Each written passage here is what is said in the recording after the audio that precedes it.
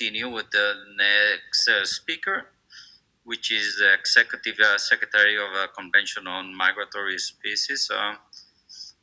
Secretary, the floor is yours. Thank you very much. It's always hard to go towards the end, but let me just capture a few points.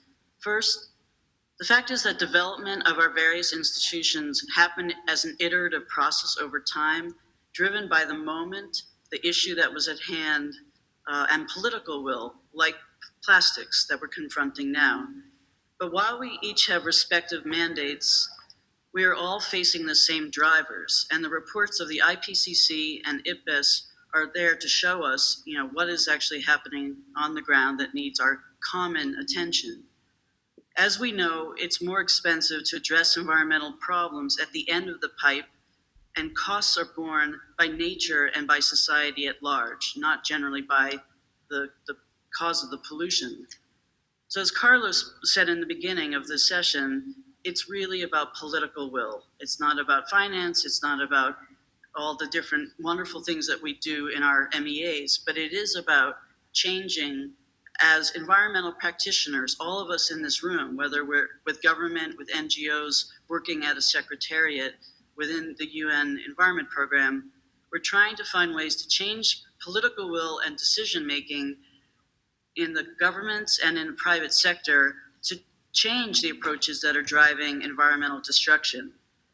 There are numerous tools that we've been talking about, and some of them are not that hard to come by, both at the national level and also globally.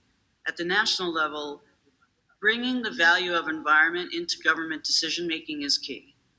And the value, as we know, has been zero or less than zero in some cases in terms of why do we need to care about the environment.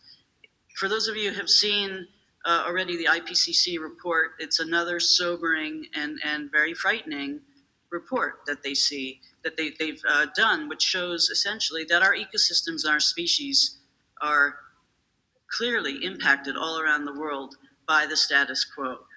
So collectively, I think we have more of a common reason to act than we do to worry about sort of what each of us are doing. And I think at the international level, what would be very helpful is if we could sit down within our respective mandates and agree on what are some of the key common drivers and priorities that would help deliver our mandates. But can we agree on those top things and raise our voices together and within our respective corners bring action in a common vision to try to make that change?